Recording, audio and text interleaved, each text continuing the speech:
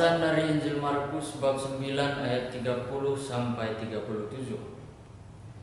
Yesus dan murid-muridnya berangkat dari situ dan melewati Galilea.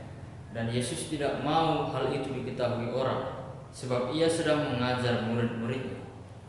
Ia berkata kepada mereka, Anak manusia akan diserahkan ke dalam tangan manusia, dan mereka akan membunuh dia. Dan 3 hari sesudah ia dibunuh, ia akan bangkit. Mereka tidak mengerti perkataan itu, namun segan menanyakannya kepadanya. Kemudian tibalah Yesus dan murid-muridnya di Kapernaum.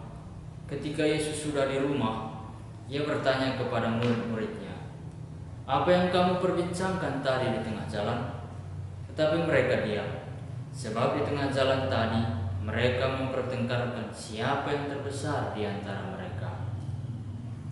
Lalu Yesus duduk dan memanggil ke-12 murid itu. Katanya kepada mereka, Jika seseorang ingin menjadi yang terdahulu, hendaklah ia menjadi yang terakhir dari semuanya dan pelayan dari semuanya. Maka Yesus mengambil seorang anak kecil dan menempatkannya di tengah-tengah mereka. Kemudian ia memeluk anak itu dan berkata kepada mereka, Barang siapa menyambut seorang anak seperti ini dalam namaku, ia menyambut aku. Dan barang siapa menyambut aku, bukan aku yang disambutnya, tetapi dia yang mengutus aku. Demikianlah sabda Tuhan. Pace bene, saudara-saudari yang terkasih, pada minggu biasa yang ke-25 ini, bacaan Injil pada hari ini mengetengahkan bagaimana Yesus memberitahukan yang kedua kali mengenai penderitaannya dan juga pengajaran para murid yang dia lakukan. Sengsara Yesus menampilkan sisi kemanusiaan daripada sisi utusan ilahi kemesiasan.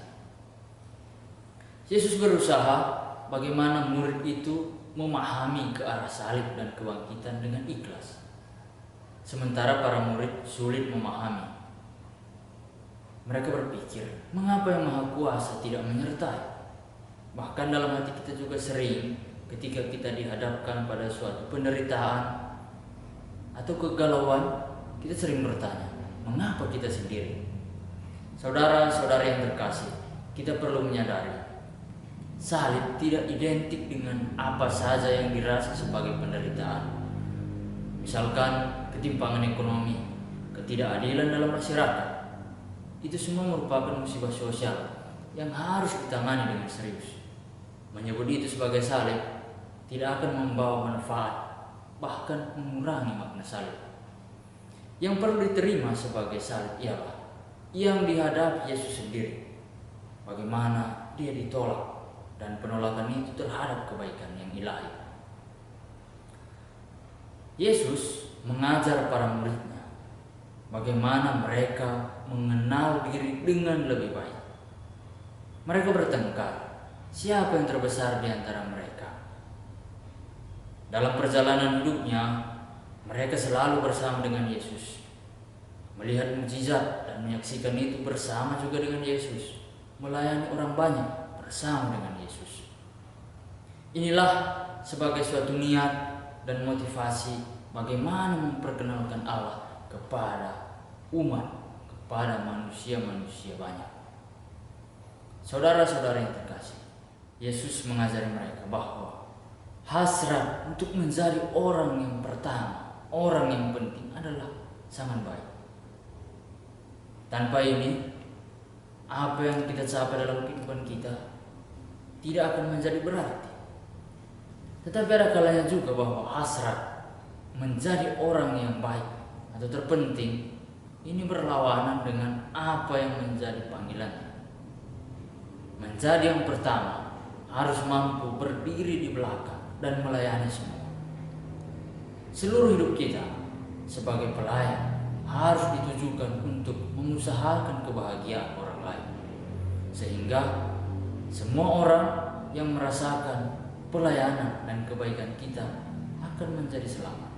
Jangan karena ada jaminan atau ada iming-iming yang membuat kita harus melaksanakan tugas itu baru bisa berjalan dengan baik.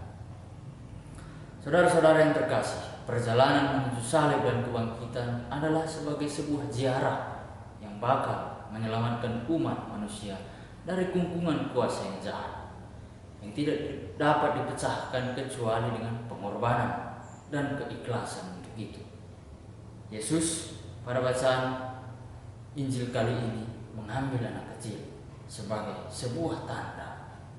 Meski anak kecil itu tidak menjadi penting di kalangan orang banyak karena tidak dapat menonjolkan diri atau membuat suatu perbuatan yang sangat megah, tetapi dia diterima karena berharga meskipun tanpa tanda jasa sekalipun. Inilah yang diajarkan kepada kita pada bacaan Injil kali ini.